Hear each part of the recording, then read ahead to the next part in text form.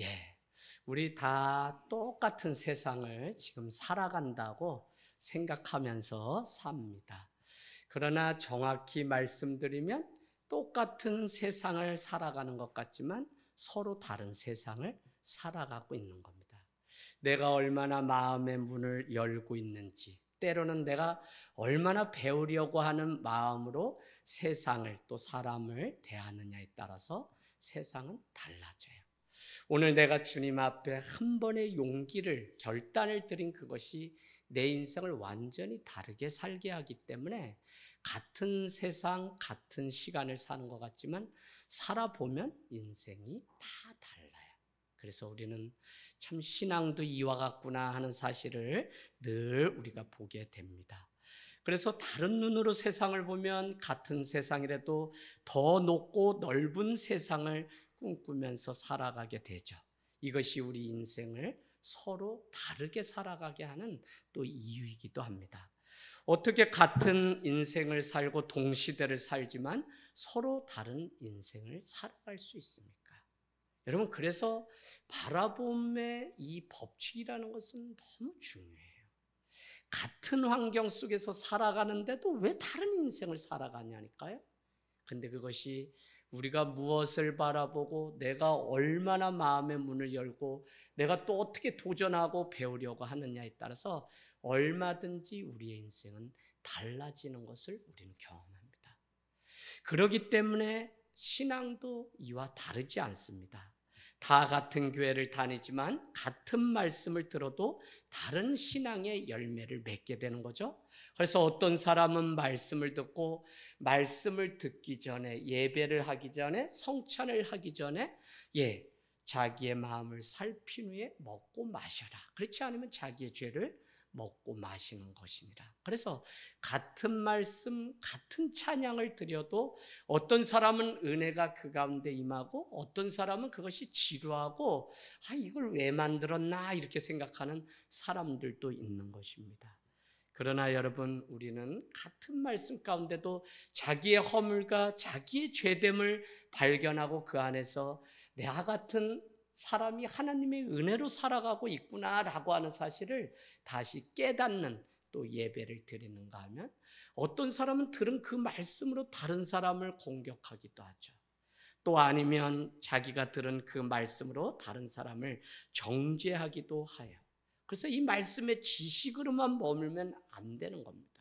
이 말씀이 우리의 머리에서 가슴으로 흘러내려와서 손과 발로 내려가서 세상 가운데 살아나는 제자가 돼야지만 우리는 주손발 선교회, 주손발 주님의 제자가 돼서 손과 발이 움직이는 삶을 살아갈 수 있는 것입니다. 여러분, 저는 오늘 들은 말씀으로 다른 사람을, 다른 세상을 살아가는 일들이 있길 원합니다. 우리가 늘 즐겨부르는 찬송가 안에도 십자가를 질 수 있나라고 하는 가사 안에 십자가를 내가 지고라는 가사가 있습니다. 그런데 이 말씀을 가지고도 어떤 사람은 십자가는 너가 지고라고 부르는 사람들이 많은 세상에 우리가 살아가는 것을 보면 같은 말씀, 같은 예배라도 이 말씀이 나를 변화시키는, 나에게 하시는 말씀으로 듣는가 하면 어떤 사람은 그것을 다른 사람이 들어야 되는 말씀으로 흘려보내기도 한다는 것입니다. 오늘 우리가 기도해야 되는 이유는 우리의 소원을 이루기 위해서가 아니라 내가 먼저 주 앞에 은혜로 살기 위함이에요. 왜냐하면 이 은혜가 없으면 평생 우리가 교회를 다니지만 결국 말씀은 너 자신이 바뀌고 너가 서지 않으면 가정도 자녀도 남편도 아내도 아니 너희 직장도 아무런 변화가 일어날 수 없다고 말씀하는 냉정한 말씀이에요. 그래서 여러분, 하나님의 말씀은 예수 그리스도를 시작으로 12제자를, 12제자가 또 뭐라 그러죠? 70인이 제자가 나가서 복음을 전하고 돌아와 기뻐하니까 너희가 그것으로 기뻐하지 말라고 말했죠. 그런가 하면 예수님의 다시 오심을 기다리는 120명의 제자가 등장합니다. 그런가 하면 베드로를 통하여 3,000명, 5,000명의 주님의 제자들이 세례를 받고 변화되는, 그래서 예수 그리스도가 오심으로 인해서 누구든지 그분을 믿으면 멸망치 않고 영원한 생명을 얻는다는 것이 신약이 우리에게 주는 구원관입니다. 그렇기 때문에 예수님은 한 알의 밀알이 땅에 떨어져 썩어야만, 죽어야만 열매를 얻을 수 있다고 끝까지 말씀하신 것을 보면, 성경은 저 사람이 바뀌고 이 사람이 바뀌는 거 물론 중요하지만 시작은 누구로부터 해야 되냐면 나부터, 여기서부터. 그래서 우리가 주일에 이 어려운 때에 아무도 노래하지 않는 때에 나부터 저기 땅끝에서 노래를 부르기 시작하면 그것이 누군가에게는 소망이 되어 이것이 독창이 아니라 합창을 부르는, 어떻게 보면 따뜻하게 세상을 바꾸는 시작이기 때문에 오산의 좋은 문화를 만들기 위해 작은 음악회를 하는 것이죠. 여러분, 교회가 참 어려운 시대 살죠. 교회는 커다란 도전에 직면해서 코로나 3년을 보냈습니다. 어떻게 보면 6.25나 4.19 혁명 같은 이런 시대적인 역사를 거치지 않았다면 코로나보다 더 센 것은 경험해 보지 못한 채 우리가 여기까지 온 것이죠. 그 코로나는 우리에게 무엇이 진짜인가라고 하는 질문 하나를 남겼다고 말씀드렸습니다. 교회로 모이지만 더 이상 교회 지체로 살지 않고, 교회를 다니지만 더 이상 자기 부인이 없는 시대에 살아갑니다. 우리가 모여서 한 가족이 되고 한 지체가 됨의 의미를 모르기 때문에 우리는 각자의 방식으로 하나님을 예배하고 우상을 섬기듯 그렇게 살아가는 시대.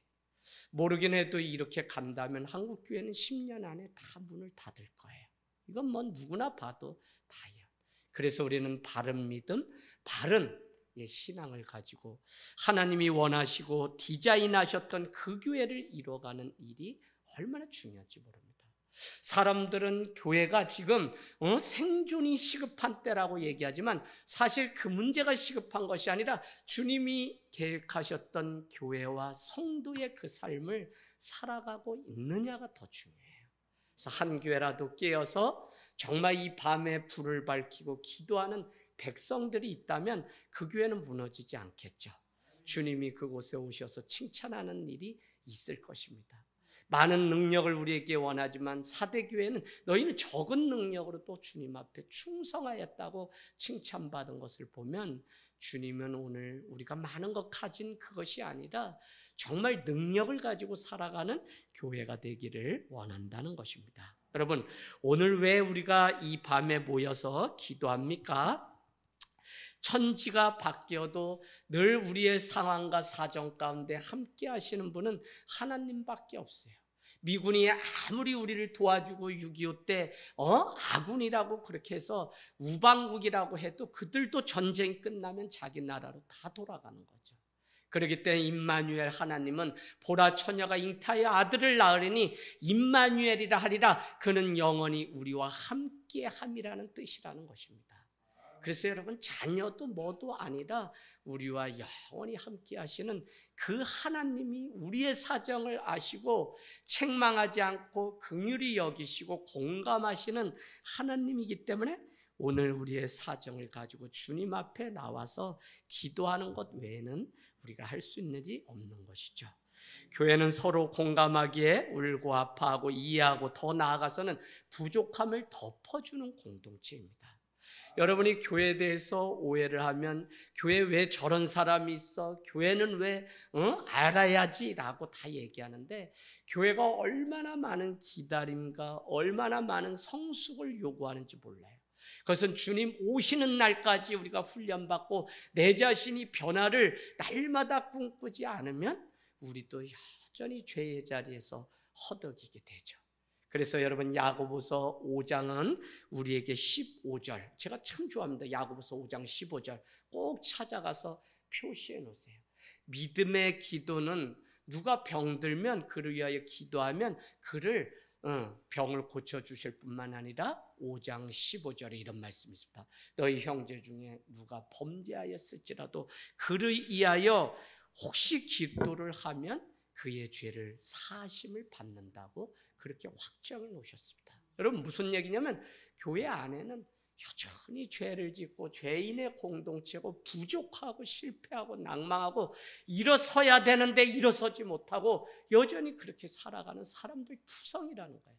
그게 이번 주 주일에 말씀 나누겠지만 베데스다 연못가에 각종 질병 걸린 자들이 와서 그곳에 질비하게 있다고 하는데 그게 누구냐면 교회가 그런 거예요. 각종 병이 들려서. 그래서 어느 때는 우리가 생각하죠. 아유, 이제 교회 좀 다니고 집사님이 되시면 좀 뭐 말귀가 귓구멍이 열려가지고 좀 뭐 이게 하면 아로 들어야 되는데 왜 어로 듣고 그러냐라고 하는데 아마 이 문제는 주님이 오실 때까지 해결되지 않을 거예요. 제가 제주도 가서 목사님들이 저한테 분명히 말씀하셨어요. 이 목사 너무 열심히 하지 마. 예? 열심히 해야지. 왜 열심히 하지 말라. 너가 열심히 낸다 그래서 성도들이 바뀌질 않아. 예? 주의 복음이면 변화되지. 그게 무슨 말씀이야? 아니야, 내 인생 경험인데 열심히 내서 바꾸려고 그러면 너가 먼저 가. 예? 그러면 그냥 하지 말고 적당히 할까요? 그게 나아. 너 몇 살이지? 50 넘었죠 뭐. 적당히 할 때가 됐다 이제. 내려올 준비해. 예, 아니요. 저는 아직까지는 열심히 해야 됩니다. 예, 연세 드시고 다 인생 살아보신 분들 물론 뭐 들을 말씀도 있지만 다 폐잔병처럼 한때는 복음 가운데 호령하면서 했는데 새까만 후배에게 적당히 해. 너무 열심히 하면 죽어. 차라리 좀 순교하라고 말해주시는 분이 있으면 좋겠는데 없더라고요. 그래가지고 3일 동안 손잡고 다님이 할 말 있는데 근데 저는 할아버지인 줄 알았더니 아니야. 83세인데 식사 때마다 밥 9공기씩 쏙쏙 해결해.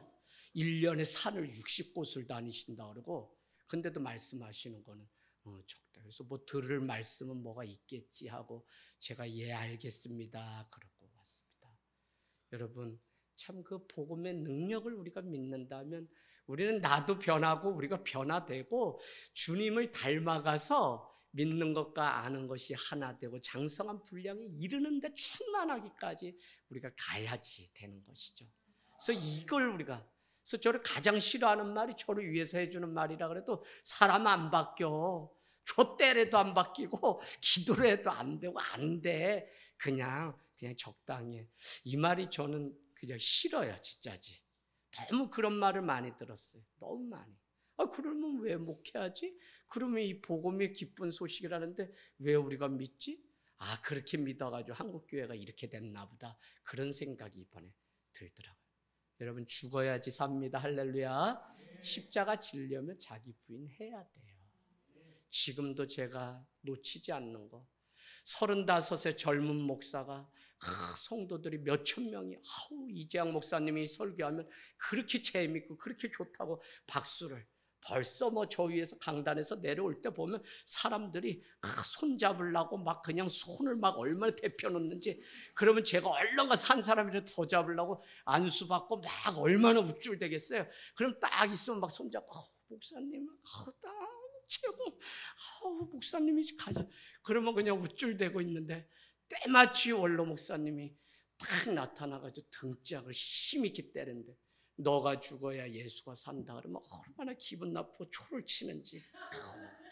좀 젊은 사람 기 좀 살려주면 얼마나 좋다고 그럴까 했는데 지금 와서 생각하니까 그 말씀 해주시는 목사님이 없는 거예요. 여러분 정말 복음의 본질 그것 때문에 우리가 존재하고 그것 때문에 오늘 이곳에서 우리가 기도를 하기를 원합니다.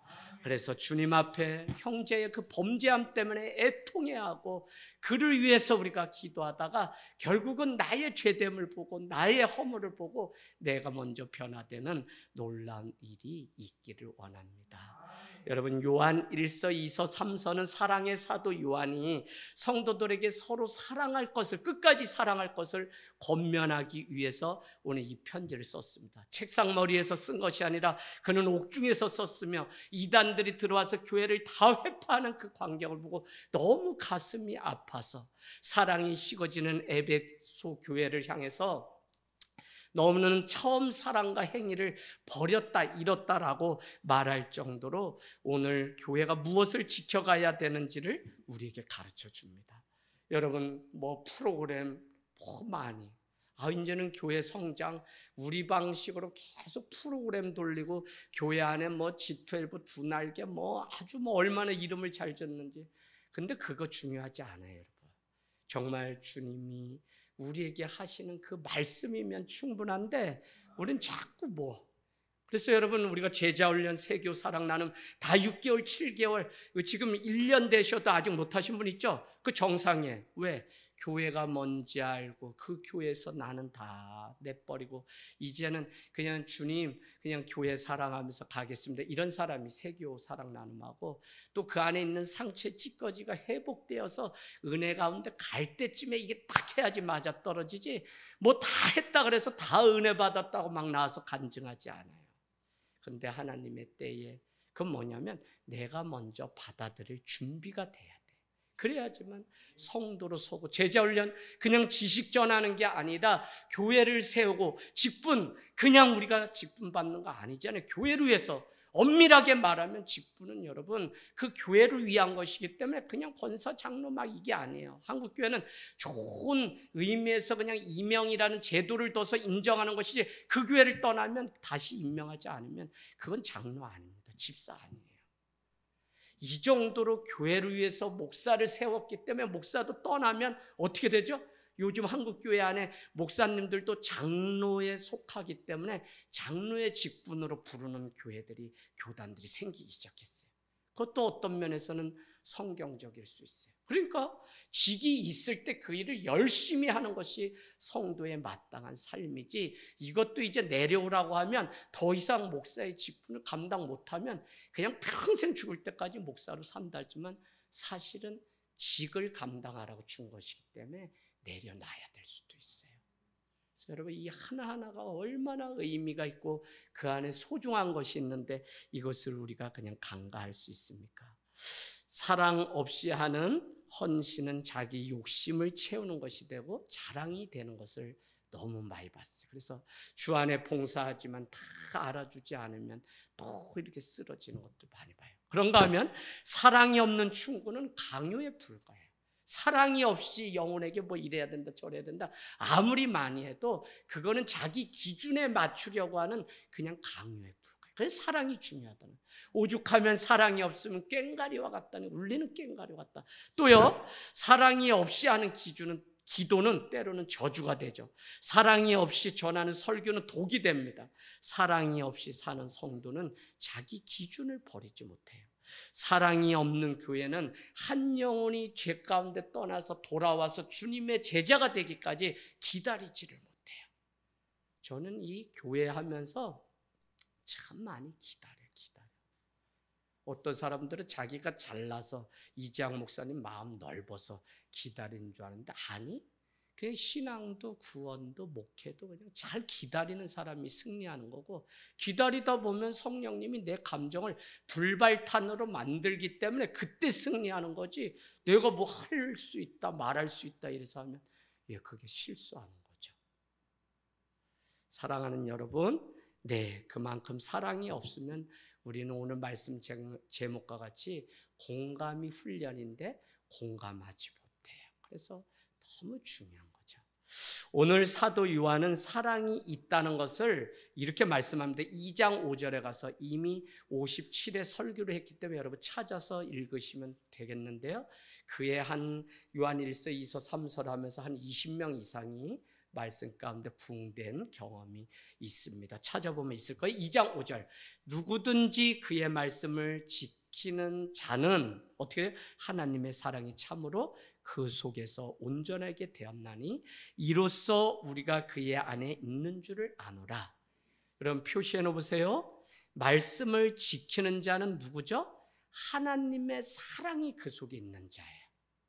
이해되시죠? 말씀이 있으면 사랑이 드러나는 거예요. 그게 안 되기 때문에 뭐라고 얘기하냐면 2장 3절 4절 보세요. 우리가 그의 계명을 지키면 이로써 우리가 그를 아는 줄로 알 것이라. 계명, 말씀을 지키는 자가 예수 그리스도를 아는 것이라고 말하고, 4절은 그를 아노라 하면서 그의 계명을 지키지 아니하는 자는 스스로 거짓말하는 자고 진리 속에 있지 않다는 거예요. 그리고는 이어서 5절에 그의 말씀을 지킨다는 것은 하나님의 사랑이 그 안에 참으로 있다는 것이며 그 사람이 다른 데 아니라 예수 그리스도의 안에 거하는 제자, 성도라는 증거라고 그렇게 말씀하죠. 더 나아가 볼까요? 2장 9절 10절 빛 가운데 있다고 하면서 그 형제를 미워하는 자는 지금까지 어둠에 있는 자라는 거예요. 그래서 여러분 사랑을 빼놓으면 아무리 내가 빛 가운데 산다 그러고 하지만 그게 빛 가운데 있는 게 아니라 어둠 속에 잡혀 살아요. 말씀으로 산다 그러지만 말씀이 없는 거라니까요. 예수님 안에 산다 그러지만 사랑이 없으면 계명을 지키지 못하는 자는 스스로 속아 넘어가는 자예요. 그래서 우리가 얼마나 냉정하게 내 자신을 말씀 가운데 말씀이라는 거울로 비춰봐야 되는지 몰라요. 야고보서 앞으로 가볼까요? 야고보서가 이렇게 얘기하죠. 야고보서 1장 22절. 야고보서 1장 22절은 너희는 말씀을 행하는 자가 되고 듣기만 하여 자신을 속이는 자가 되지 말라. 누구든지 말씀을 듣고 행하지 아니하면 그는 거울로 자기의 생긴 얼굴을 보는 사람과 같아서 제 자신을 보고 가서 그 모습이 어떠한지도 알지 못하는 것과 똑같다. 무슨 말씀이냐면 말씀을 들었어요. 근데 말씀이 하나의 거울이거든요. 이 거울로 비춰서 자기 모습을 봐야 되는데 말씀을 거울로 자기 모습, 당신은 청동 거울인데 그 거울로 자기 모습을 보고는 돌아가서 내가 어떻게 생겼는지 모른다고 말하는 사람들과 똑같다는 거예요. 뭐가요? 말씀을 듣고 행하지 않는 자가. 그래서 오늘 야고보서, 요한일서, 이서, 요한계시록에 이르기까지 다 말씀은 말씀 안에 있다면 그 안에 사랑이 있고 그 안에 예수 그리스도의 빛 가운데. 그러니까 뭐냐면 말씀은 사랑 안에 거하는 것이고 사랑 안에 거하는 때 우리는 예수 그리스도 안에 속한 성도라고 할 수 있고 그 성도는 빛 가운데 사는 거예요. 빛. 그러지 않으면 우리는 어둠 가운데 사는 거예요. 그거를 오늘 1장 5절 6절에 뭐라고 얘기하냐면 요한일서 보세요. 요한일서 1장. 참 말씀 재밌는데요. 1장 5절. 우리가 그에게 듣고 너희에게 전하는 소식은 이것인데 곧 하나님은 빛이라는 것인데 그에게는 어둠이 조금도 없으시다는 것인데 6절. 만일 우리가 하나님과 사귐이 있다고 하면서 너가 어둠 가운데 행하면 너는 거짓말하는 자며 진리 가운데 살지 않는 자라고. 여러분 오늘날 교회가 이거를 지켜내야 돼요. 자꾸 사랑 한때는 한국 교회가 너무 많은 사랑을 이야기해서 사랑 그냥 과다 증후군이 걸린 것처럼 하는데 지금은 코로나를 보내면서 소통도 안 하고 성도의 그래서 내 입장에서 말하는 게 아니라 상대방의 입장을 생각하고 고려하면서 이해하고 공감하는 이것이 교회인데 이게 안 돼요. 난 싫은데? 난 하기 싫은데? 이거는 온전한 교회의 삶을 살아가지 않는 거예요.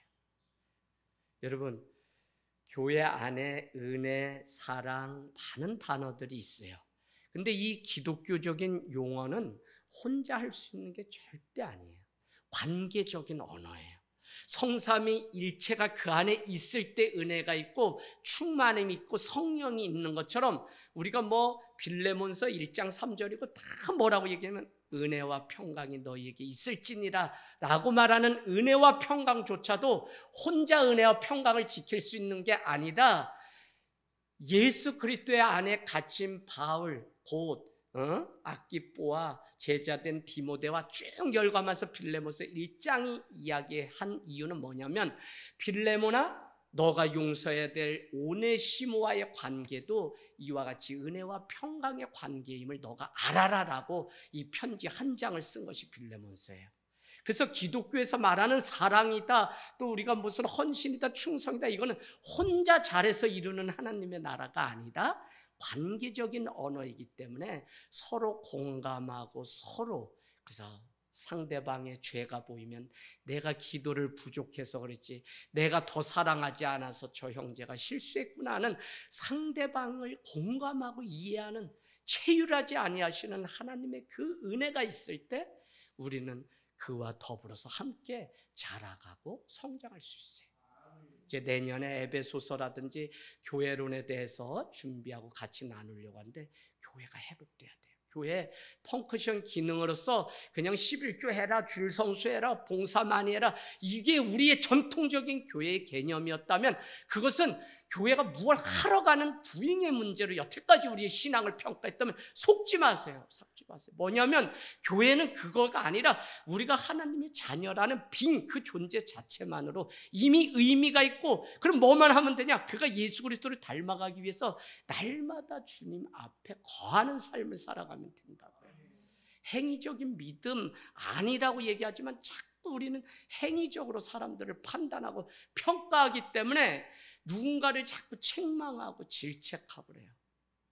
그냥 가만히 두면 다 자라가고 다 주의 성령 가운데, 단 우리가 그를 위해서 늘 중보하고 기도하는 그것이 있어야 되죠.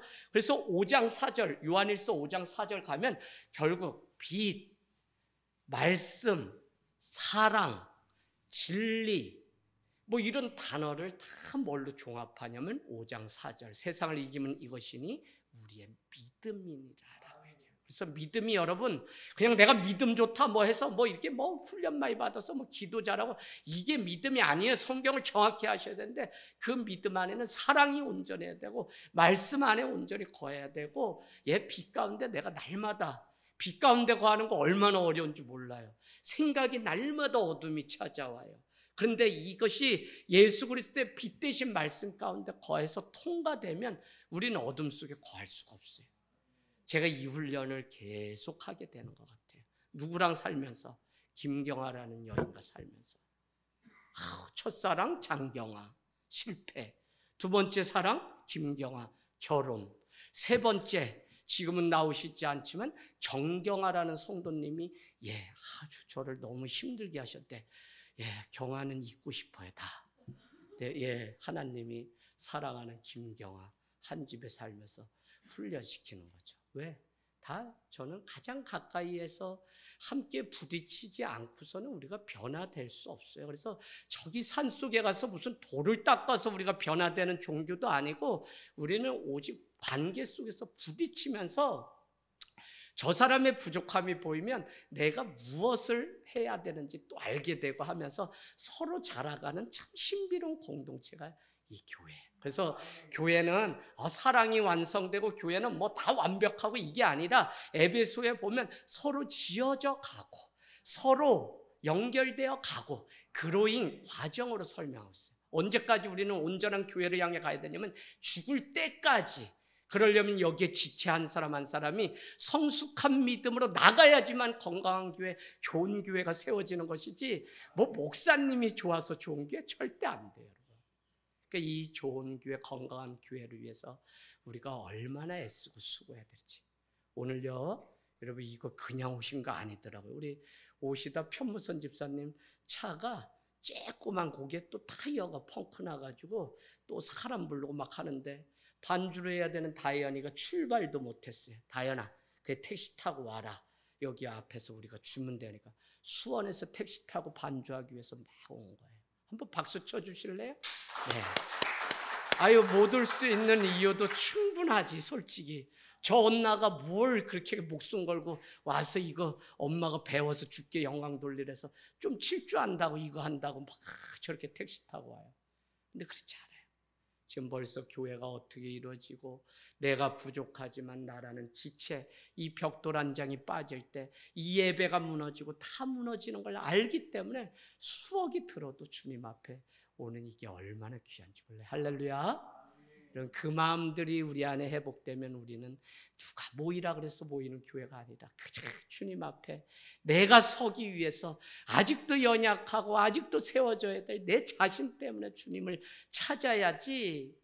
아우, 대한민국은 왜 그러냐. 그렇게 오래 다녀도 뭔 이유가 많고 탓이 많냐. 누가 그래요? 베데스다 연못가에 물이 동할 때 나 안 넣어줘서 내가 이 꼬라지로 살았다고 예수님. 오죽하면 주님이 야, 너 낫고 싶은 그 의지는 있니? 예, 있습니다. 그러면 내 자리를 들고 일어나 걸으라 라고 말했다. 의지가 없고 믿음이 없고 준비가 안 됐는데 우리가 뭐 아무리 얘기하면 그게 뭐 좋은 말이에요. 다 시험에 드는 말이지. 그래서 여러분 서로 깨워서 서로 자라가고 서로 누구 때문에 신앙이 아니라 하나님. 자, 친구와 나는 뭐라 그러냐면 우정의 관계라 그래요. 사업 파트너는 신뢰 관계야. 신앙은 뭐냐면 다 하나님과의 관계예요. 그럼 신앙생활 하려고 우리가 다 교회에 이렇게 와요. 비싼 시간 들이고. 그러면 여러분 하나님 앞에 선 내가 누구인지를 날마다 놓치지 않고 살아가실 때요. 오늘 밤에도 그것 위해서 우리가 기도하기를 원합니다. 여러분 오늘 말씀 1절 보세요.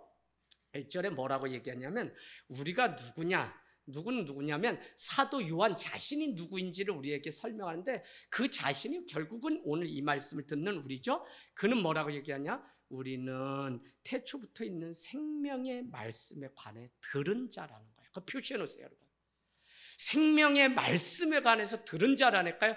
아니 목사가 되고 54명을 장례식 치르는데 아니 죽은 나사로 부활하신 이야기 외에는 장례식 설교를 들어본 적이 없는데 일주일이면 막 20몇 회를 장례식 설교해야 되는데 또 말씀 좋다 뭐 한다 하면서 재밌는 사람 왔다 이러면서 수원 연화장에 상주보가 막 200명이 몰려들어요. 그래서 난 별 교회 이상한데 사역했는데 장례식 설교도 그렇게 은혜가 돼서 찾아오세요.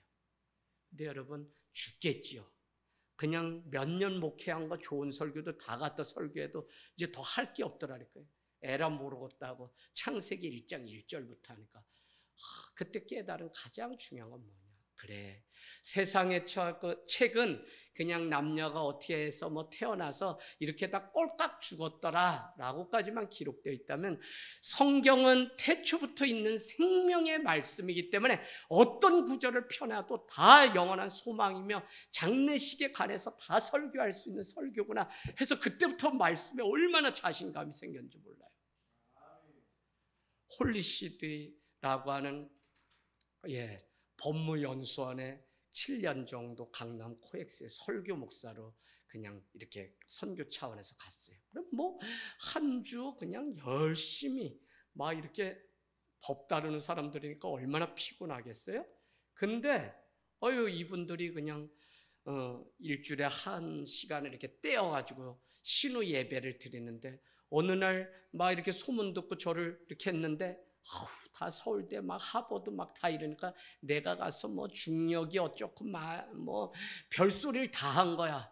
그랬더니 대표 장로님이 저를 부르더니 식사를 하는데 저 손을 꼭 잡더니 목사님 긴장 안 하셔도 돼요. 그냥 저희는 말씀이 듣고 싶어요. 그런데 그날 얼마나 창피한지 공부를 많이 했든지 부자든지 뭐든지 말씀 앞에는 다 우리가 서야 되는 자지 무슨 뭐 제가 그냥 저 사람들은 더 뭐 나은 막 세상 지식 전하니까 그게 아니라는 거예요. 하나님 말씀 듣고 싶어서 저희가 바쁜 시간을 떼어서 이렇게 하는 것이니까 목사님 말씀 전해주세요.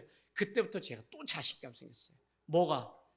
말씀이면 되지 무슨 뭐 의사고 뭐. 그래서 홍익병원 가서 그냥 한 8년 또 설교하는데 스님이 스님인지도 몰랐죠. 말씀 아침에 하고 나면은 그냥 막 수간호사가 터미널 환자 곧 돌아가시는데 목사님 오셔서 세례 받고 싶다는데 가시죠. 그래서 올라갔더니 뭐 모자를 쓰고 있어가지고 나는 스님인지도 몰랐지. 모자를 벗고 세례를 주려고 하는데 평생 참기름을 칠해가지고 병원에 입원해 있어도 머리털 하나도 안 났냐 어쩌면.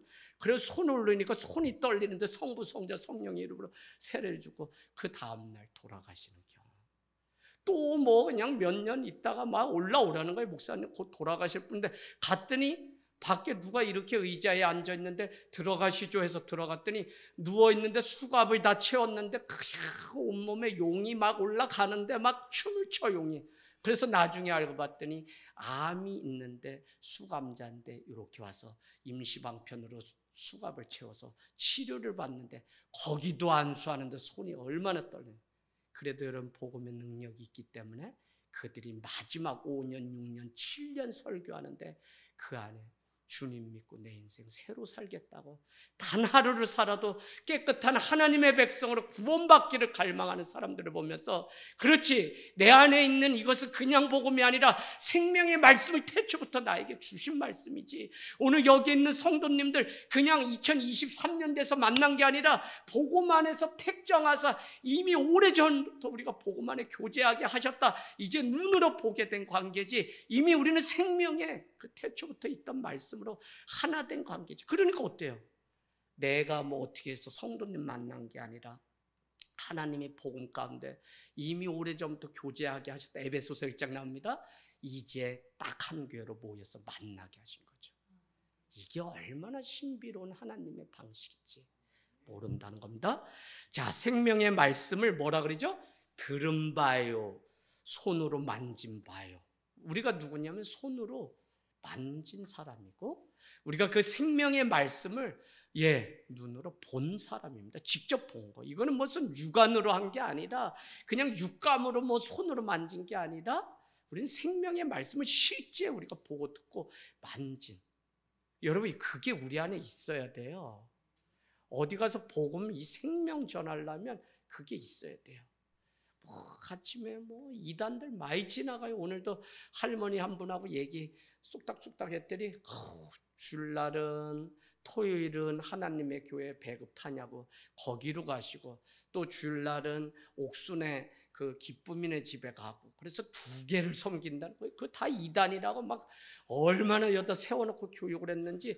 그렇지 않아도 저기 오산제일교회에서 뭐 음료랑 뭘 또 목요일이면 주는데 그 받는데 어디 다니냐서 얘기를 했더니 이단이라고 빨리 나오라고, 걔네 하나님 믿는 거 아니라고 막 얘기했다고. 그래, 근데 나 못 나와요. 옆집 여자가 전도가 아니라고 죽는다고, 내일 죽고 지옥 갈 거야 할머니 막 그랬더니 할머니가 알겠는데 목사님 못 나와요 저는. 그래서 두 개를 다니시는, 얼마나 안타까운지. 죽고 사는 문제보다는 참 이득에 따라 먹고, 그게 뭐가 없어서 그러냐면 생명의 말씀이 그 안에 아직 경험하지 못했기 때문에.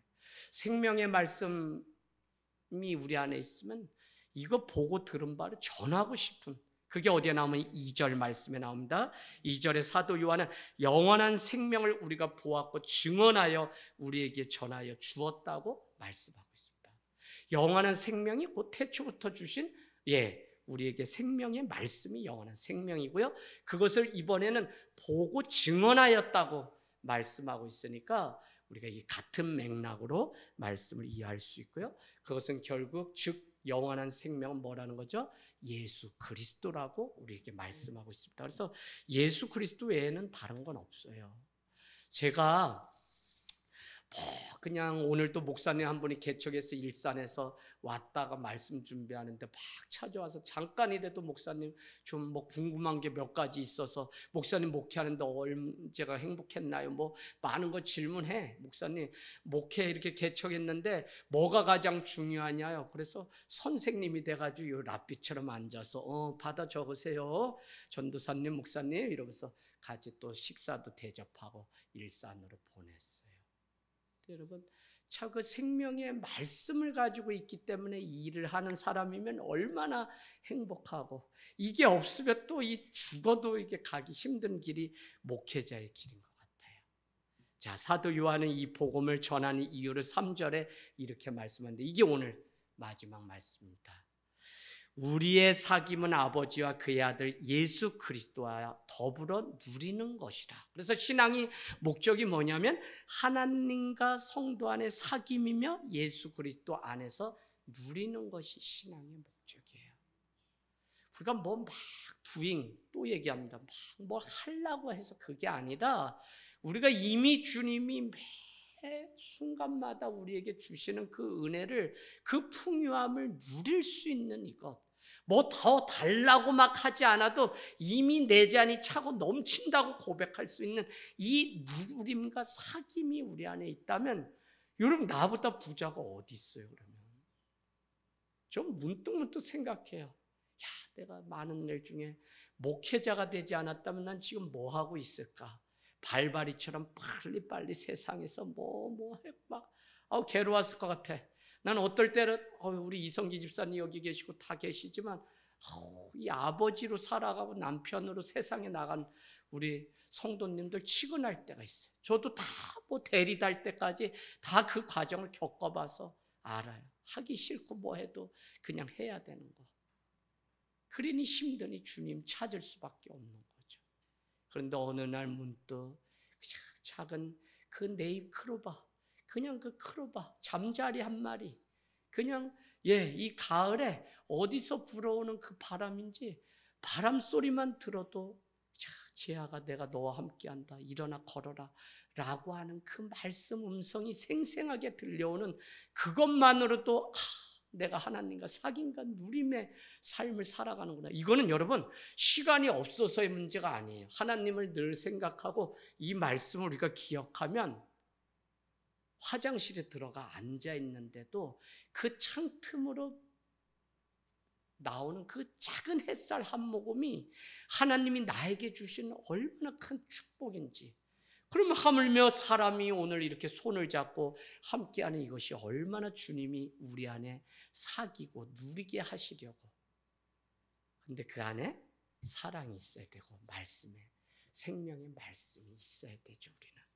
그래서 다시 돌아가면 오늘 우리 그냥 소리내서 기도하지 않아도 돼요. 주님, 내가 이 가을에 주님과 사귀고 또 어떻게 하면 내가 누리며 살아갈 수 있는지 하나님 나에게 또 가르쳐 주시고, 오늘 또 그 주님 앞에 그냥 작은 소리까지도 들으시고 응답하시는 주님, 오늘도 오다가 타이어가 펑크 났지만 또 생명의 길로 또 예배 가운데 우리를 보내신 이 하나님 얼마나 많은 은혜 속에 살아가는지 몰라요. 여러분 오늘 주신 마음 가지고 주님과 사귐과 누림이 되는 은혜의 기도 시간 되기를 원합니다.